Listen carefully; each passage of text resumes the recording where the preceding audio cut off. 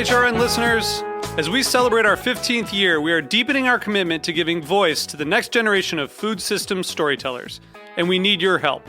Our internship and fellowship programs help activate new possibilities for underrepresented and underestimated young people through experiential journalism, audio engineering, and production training.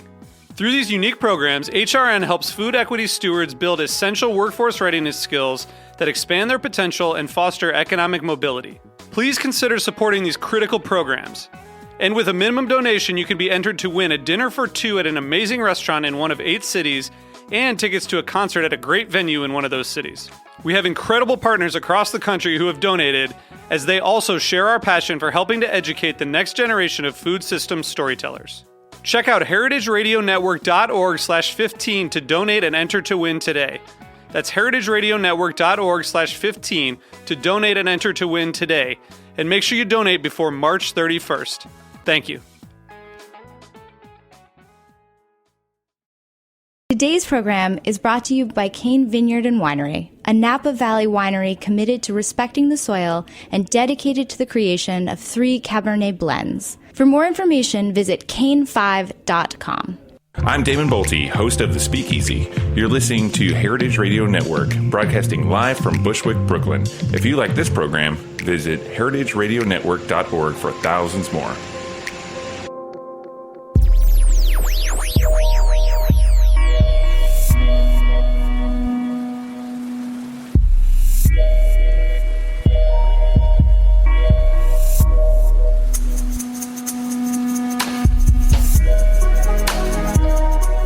All right. Thanks so much for tuning in to the Heritage Radio Network. We are coming to you, as always, live from the back of Roberta's Pizza here in Bushwick, Brooklyn. It's a little funky in here today. We are post the Roberta's annual holiday party. So looking out on an empty a restaurant right now, but excited to have a full studio. You're tuned into the Farm Report. I'm your host, Erin Fairbanks, and today we are joined by John Foss, who's the founder and CEO of the Chia company. John, welcome to the show. Erin, thanks for having me. Happy to be here. It's lovely to be here. I'm actually super excited because, of course, if you've been following news or pop culture at all, you're familiar with chia seeds. They are pretty much ubiquitous on any January hit list for changing your life in a myriad of ways. But John, you were way ahead of the chia trend. And I'm wondering if you can tell us where you first encountered chia and in what form. Yeah, it's been well over 10 years now I've been in the chia game. I've been growing chia since the early 2000s in Australia. And I learnt about it in 2001. And that was really when I was looking for products in the health and wellness space, looking for plant-based solutions to some of the dietary issues in the modern world, and recognise that chia had the ability to really make a difference. So that's what I think is so interesting. Now, you're a 4th-generation farmer, but your family produced primarily commodity crops before that. Is that right? Yeah, that was it. I am part of a family that's been farming a very large wheat farm in Australia. It's like 3 times as big as Manhattan. There's only our family on it. But I came home from university and was farming the wheat, but became very frustrated with the lack of connection between what we were doing on the farm and the consumers that were eating the food. And I was recognising the issues in the food industry and how our fabulous products were taken and turned into highly processed products, added with sugar and other ingredients, and really turned them into unhealthy products. And I wasn't satisfied of being part of that. So I was awarded a Nuffield Scholarship, which is like a Rhodes Scholarship of Farming and Agriculture, and in 2001 travelled the world looking at the food industry from one end to the other and really trying to understand what was driving the food industry and how we could make a difference. And it was at that time I learned about chia. Yeah, so that I want to talk a little bit more because, you're traveling the world. You have a global scholarship to study food trends. So, here in Brooklyn and New York, when we think about food trends, because we're obsessed with ourselves, we're like, oh, what's the hot new thing at a restaurant, and what are people are serving right now, and what's like the technique that chefs are using and the ingredient that people are focused on. But when you're looking at things from a global spectrum with an egg background, I mean, how do you even start breaking that down, like what are some of the other things that are kind of up in that category of things that you were seeing back in the early 2000s? Well, as a farmer, I'd always been passionate about food and agriculture and understanding and having the intimate knowledge of where food comes from and how it's grown and the impact on the environment. And when I was travelling on that study scholarship, there was one point, I was at a farmer's market in London, and I was really asking myself the question, why are these affluent consumers that could be going to any high-end supermarket choosing to come to a farmer's market and be out in the weather buying their produce? And the answer when I spoke to them was that they really were searching for connection with their food. They wanted to talk to the farmer, they wanted to understand where their food came from, how it was grown, and really understand the impact of that food. And that was the time I really recognised that what I wanted to do was develop that farmers market model, but do it on a global scale to make a difference. So you decide like Chia's where it's at, but how does that go from, how do you go from like an idea on paper and like, your plan as like a newly graduated, student to coming back and I'm guessing pitching your family, or who did you go to when you're like, guys, I see the future and the future is Chia? Well, what happened, I was looking for opportunities and really looking for those plant-based solutions. And at that time, I saw this very small documentary about some research was done on a group of Mexicans near the US border. And most of the people in the population were suffering from diet-related diseases, obesity, diabetes, high cholesterol. But the researchers found that there was a small group in the population that weren't suffering those effects. And the only thing they did differently was take chia seed in the morning in the form of a chia fresca, just chia seeds with some lemon juice and water. And that was having the impact of stabilising their blood sugars, reducing their diabetes issues, increasing satiety, slowing the conversion of carbohydrates to sugars in the blood. So it was all having all these amazing effects. So I was inspired, and I really wanted to know more about the seed and really understand whether what they were talking about was true. So I started to travel and research through Central and South America. I got samples, I did all the testing and analysis, and it really did stack up as being the richest plant-based combined source of omega-3 fibre and protein, which was really what a lot of the modern diet lacks. So I saw it had potential. The next question was, why, if this is such an amazing seed, why isn't it already in supermarkets? Why aren't food companies putting it in their food? Right. And the answer was that no one had really dedicated to building a sustainable supply chain, so investing in the production on the farms and then supply chain through to the food markets. And so I really then, I left our family farming business and set off to develop that and really create the production and sustainable supply chain for Chia, which I dedicated the next 5 years of my life to. So prior to the founding of your farm, which is in Australia's Kimberley region, Chia was mostly found in South America. Where, did it geographically locate in specific types of climate, or does it do well in a variety of climates? Or so it's a photosensitive crop that needs to be grown around 15 degrees north or south of the equator, because the day length post-flowering of the seed is what affects the omega-3 content in the oil. So it can only be grown in quite a tight latitude globally, and that latitude is where our farms are in northern Australia, where I started the chia industry and then brought in a number of other farmers that were at the time growing sugar and sugarcane and looking to change from a commodity crop and be part of a crop that was going to make a positive difference to health and wellness. So they were very eager to follow with me and join and grow chia. And now around the world there's still some chia grown in Mexico and parts of Central and South America, and then Australia where we have our chia farms. so that's a little different, I feel like, than what you see a lot now in the latest kind of superfood. I feel like more you have companies going to where the food is already being produced and looking to expand production or streamline the systems where it's located. Was that something you ever thought about, or you were just like, definitely will want to spend my time in Australia, so I'm also looking for something that I can do in my home country? No, we've got projects in Central America, South America, Africa in that same latitude.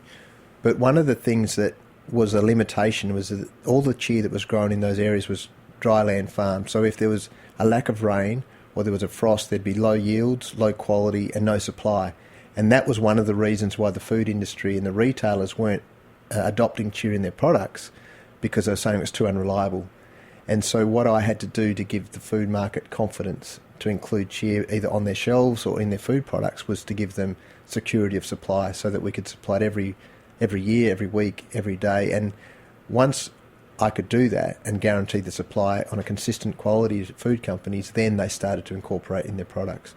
But to do that, we water our crops. So we hand irrigate, and that ensures we have the perfect amount of moisture in the soil when the crop's flowering and forming the seed, and then forming the omega-3, so we have the right profile in every seed.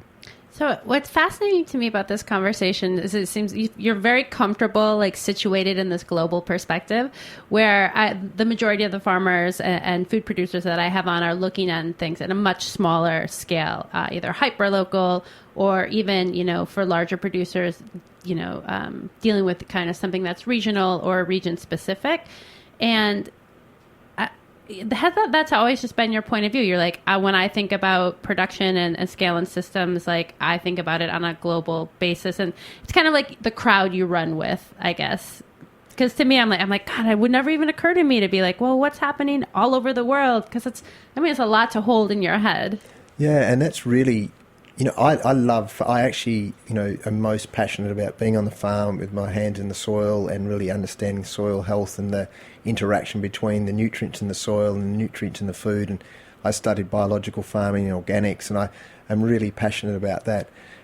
I realised, though, at an early stage of this that I had two choices. I could either be on the farm and grow some chia seeds and sell in the local market and have an impact regionally and locally, and that would be an honourable thing to do, but it wouldn't allow me to make a difference. And I had a clear vision and a goal to make a positive contribution. I believe that with Chia, I could impact the lives of people globally, so I always had that sort of global view. And coming from Australia, where it's a small population, relatively isolated in the global scene, you typically look outwards. And that's, my first sales of Chia were to Korea, and then to Japan, and then to North America. So it was always a much bigger vision than just growing and selling it locally. So I want to take just a short, I promise it'll be a short detour here, because I was surprised. I didn't know that the chia seeds were the same as the chia pets that were I feel like they were so popular when I was a kid growing up. But I just want to say, it's exactly the same thing as the chia I put in my smoothie this morning. It is the same seed. The only difference is that the company selecting chia seeds for the chia pet aren't concerned about the omega-3 content. As long as it sprouts, then it's doing its job. And I spoke to that company years ago because they were looking for supply of chia seeds and said, look, we realise you're the biggest grower of chia seeds in the world. Maybe we should be doing business. But our focus is all about health and wellness and nutrition, and so we had different goals. But yeah, it's the same product. Which I think kind of for our listeners out there who are trying to kind of imagine in their head what a chia plant looks like, that gives us a little bit of a jumping off point. So can you maybe take us through, the chia production cycle? So can I take a chia seed from my bag of chia seeds at home and plant it in my backyard? Or how would I, if I wanted to grow chia, where do I start? Yeah, it's an amazing little seed. It's hydrophilic, so if you've put it into a smoothie or a juice, you'll see that it attracts in the water and expands 16 times its weight in water. That's part of its ability to attract water in a dry environment. And so chia seed is planted as an annual crop. It grows for around 100, 120 days, depending on the temperature, so about 4 months from when it's planted to harvest. And then it grows and produces a very long, elongated head on the top of the crop, with tiny seeds inside little pods. And in our system, we ensure we water it at that last part of its growth, and that's really the critical time to ensure you get plump, ripe seeds full of omega-3. If it runs out of moisture or it has a frost event, then it will be brown, immature seeds. So if you're looking at seeds and it has that, then there's been something that's affected the omegas, and that's the best way visually to tell if it's good quality. And then we harvest it. And basically, it's very simple. I want to jump in for just a second here. So I put the seed in the ground. It's 4 months later. I'm standing in the middle of a chia field. What does it look like? Is it coming up to my knees? Is what color? Yeah, it's a beautiful crop. It's from the mint family. beautiful soft green leaves and this long purple flower on top of it. So it looks amazing on our very large scale chia farms. It's just this sea of purple just before the ripening phase, and then it ripens in the head. One of the things we do is ensure we sun ripen, so we never apply chemical to the crop to dry it down. We swath the crop and it's sort of put into windrow, and then the combine harvests it, and that ensures we have the right nutrition, but we have the cleanest, purest product. And then it's really a simple process. It's really how it comes from the plant is how you consume it.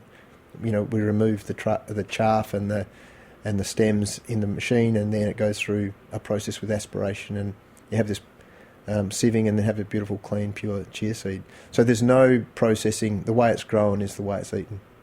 And so then, if it takes 4 months from when you plant it to when you harvest, you can get multiple harvests over the course of a year? We grow it once a year, and it's really important to grow it in a dry period because of that hydrophilic property. It means if it gets rainfall on it at the wrong time, it does affect the quality of the seed as well. So it's not only a specific area that it grows globally, but it needs a specific climate, and that's why it hasn't been a crop that's been able to grow in huge volumes all over the world and be commoditised. It's really a specific crop to a region. So what happens to your chia fields in their 8 months off? So then we rotate, and part of the sustainable process of growing the crop is to rotate with legume crops. We grow beans and peas that will fix nitrogen from the atmosphere and fix that in the soil. We rotate with grass species, so we can rotate and mulch that in the soil. So we're using a rotation of a grass, a legume and an oilseed, and that ensures we have the right balance of microbes in the soil and nutrients in the soil. Fascinating. Well, we are going to take just a short station break. We are here in the studio with John Foss, who's the founder and CEO of the Chia Company. Hang tight. We will be right back.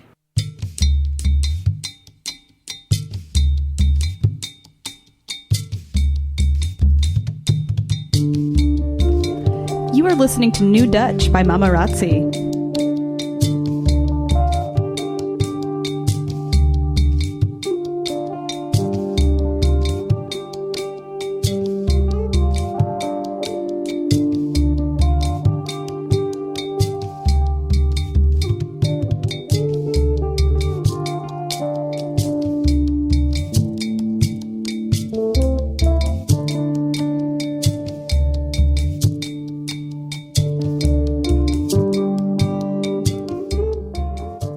This is Chris Howell from Cane Vineyard and Winery, calling in from Spring Mountain above the Napa Valley. Thank you for listening to this show. In our industrial world of highly processed food and wine, we support the values of Heritage Radio Network. All of us at Cane encourage you to seek out individuality and beauty in everything you eat and drink. To learn more about us, go to cane5.com. Hello, this is Mark Ladner from Del Posto, and you're listening to Heritage Radio Network. And we are back. You're tuned into the Farm Report, and we are talking chia. So we got up to the point of harvest and kind of what's happening in the fields when when you're not growing chia. So let's talk a little bit. How do you kind of store and control quality after the chia is out of the ground? What does that process look like? So the keys are to make sure it stays dry, because it can't. It does absorb moisture. So we have a very controlled supply chain from our farms all the way through to our markets globally. One of the great things about chia is because of the nutrient density, you can ship a lot of value in a low volume. So the carbon footprint of shipping chia to markets around the world is relatively low compared to a lot of other food products that contain a lot of water and moisture. So, when I talk to people about local production, you can't produce chia in Brooklyn and New York. It's in the wrong latitude. It gets affected by frost. It won't have the omega-3s in it if you grow it in your backyard because of the latitude. So it does have to come from that part of the world that is in the 15-degree latitude range. And so it is a product that does ship and can travel around the world. So from that perspective, we trace and track and really monitor our carbon footprint, and it is a really low carbon footprint because of that. But the key for us is to make sure it's kept sealed and dry, and then we can take it to our markets. And we either supply it to food companies to put into their products, and primarily their products like bread or snacks or baby food, beverages. A lot of smoothie companies are using chia now. We also sell it in health food stores, which is a big part of our business. And then more recently, we've created our own range of products called chia pods, where we put chia seeds with coconut milk and fruit, and make a product that can be eaten as a snack or on the go, and or for a breakfast food. Yeah, kind of like a version of they feel like a little like pod of like a power bar, and they're vegan too, right? Vegan, yeah. Gluten free. And so that was an obvious choice from the beginning. You're like, we're just gonna fully commit ourselves to this segment of like the vegan gluten free component. You're just like, you're firmly in there. Yeah, plant based food. Yeah, and we were really, inspired when talking to our customers that were buying chia seeds and asking how we're using chia at home. And a lot of them were saying, we make it into a pudding. We add coconut milk or almond milk and put some fruit in and make this pudding and have it in the fridge, and it's an amazing snack. And we recognised that we could commercialise that into a product and make it convenient and get it to people so they have the nutrition of chia in a very convenient form. Yeah. Well, it's interesting because we had Elaine Coumont, who's the founder of Le Pain Quotidien, on last year right around this time, actually. And they, for a long time, have served different types of chia porridges in their shops across the U.S. and in different spots around the world. And, he was talking, we were talking about supply chain, because they're like a big buyer of organic products. And because they're an international company, they're buying in bulk. But he mentioned chia in particular. He's like, the price of chia is fluctuating a lot right now. So he's like, we needed to buy like our entire year's supply in one go. So what is like, from like the market standpoint, like what's happening in chia now?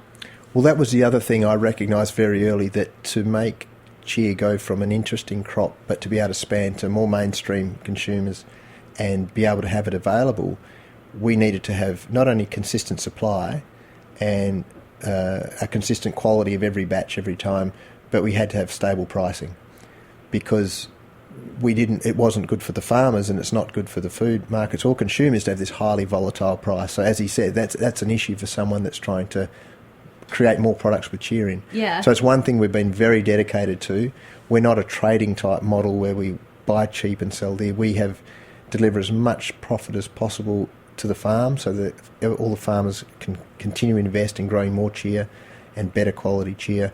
And we keep stable pricing at farm level, and we keep stable pricing to our customers. So when there's been these shortages or oversupplies at different times, we've kept our prices very stable, because we believe that gives people the confidence to put chia in their products or to buy chia every day. Right. Well, and then too, it's always curious, like what makes something that is a high trend item like chia something that we're going to be eating and talking about a decade from now. And that's always been part of the strategy, is look long run. We want to do and make decisions now that means the chia industry and the chia company is a company that is viable and sustainable in 50 years, not just in 1 or 2. And so while there have been opportunities for us to rapidly increase the price because of shortages or popularity, we've kept stable prices and say, no, this is about the long run. And that's a different mentality and different approach to the business when you have that view of the world. So you guys are currently supplying chia to 36 countries around the world? Yeah. Wow.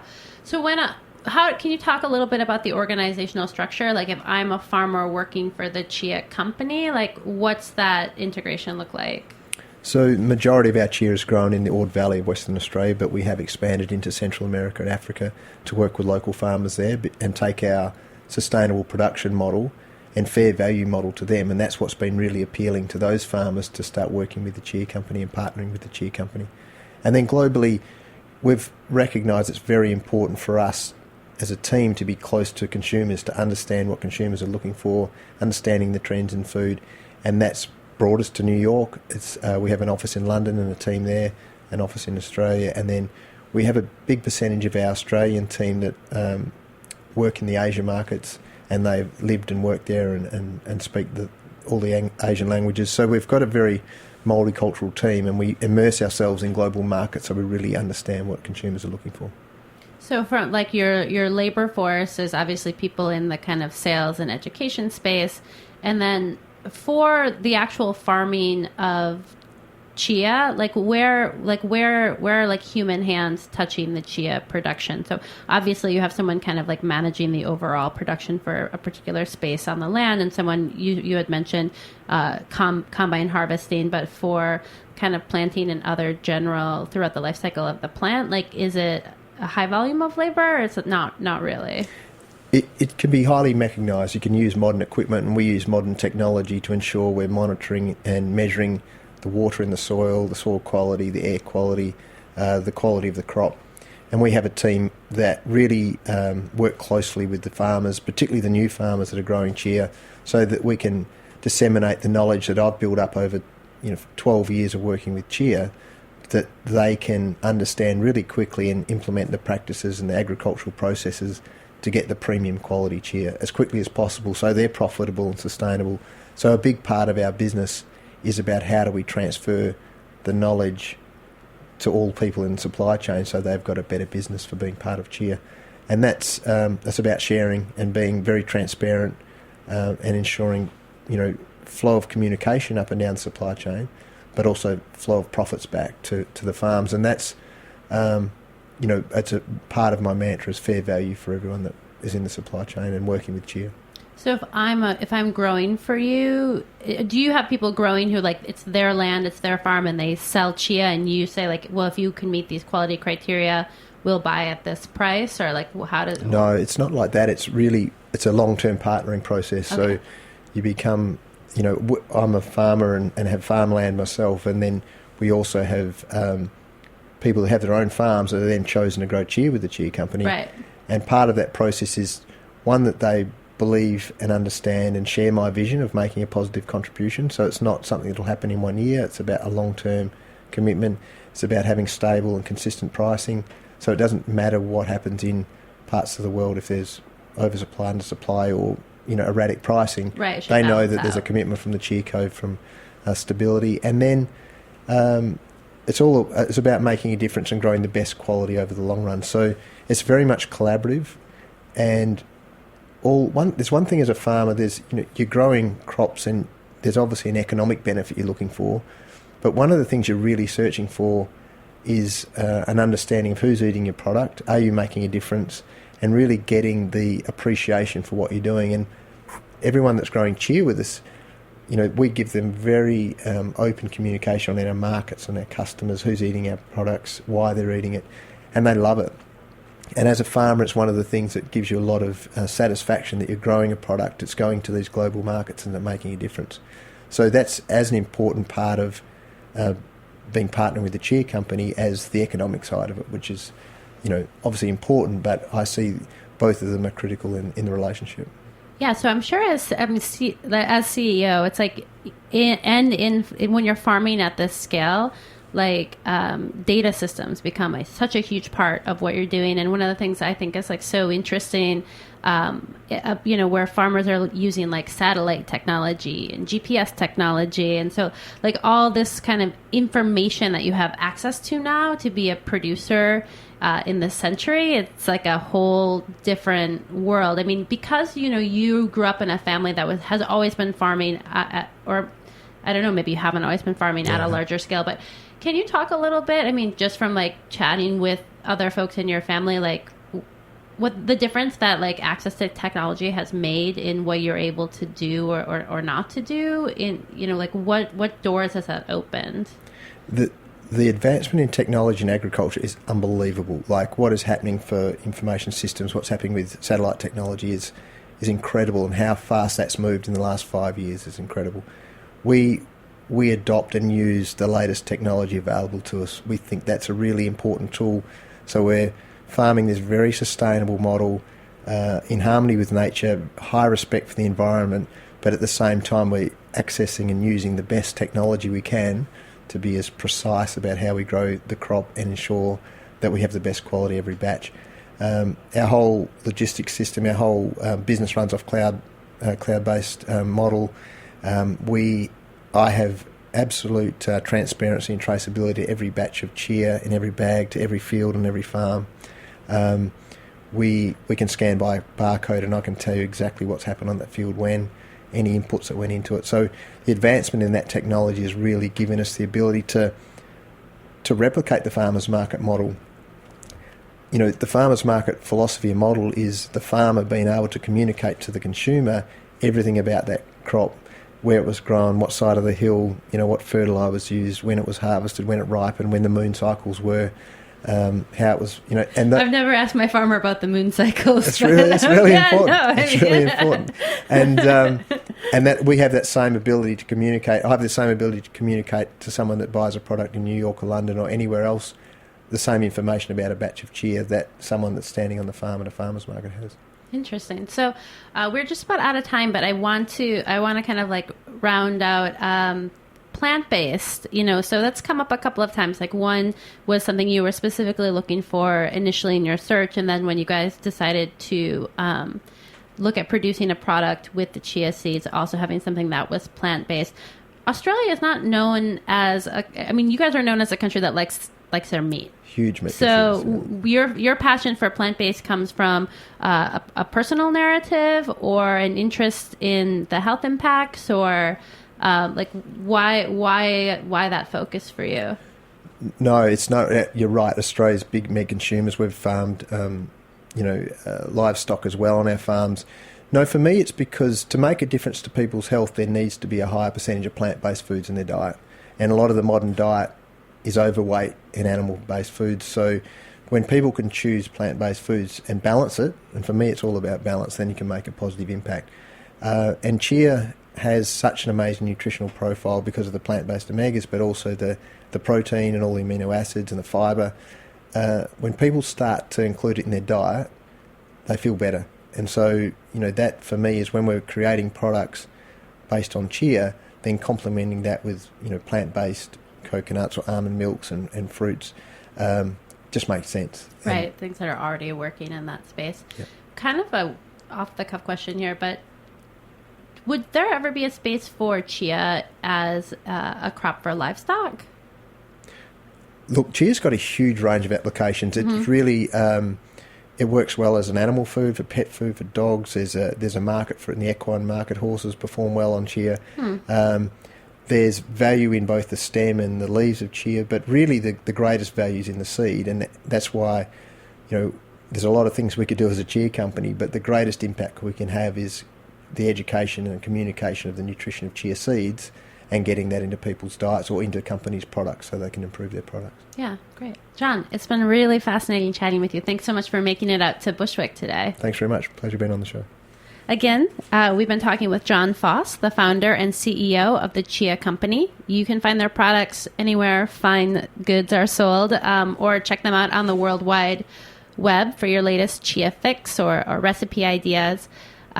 This has been another episode of The Farm Report. This show, like all 39 of our weekly programs, is available for free. You can find us on iTunes or Stitcher, and if you're hopping on there, definitely click that subscribe button. Would love to come into your life on a weekly basis. We are a membership-supported organization, so if you believe in our work, please visit the website, www.heritageradionetwork.org. Click that donate tab and become a member today. Thanks so much for listening. Stay tuned in.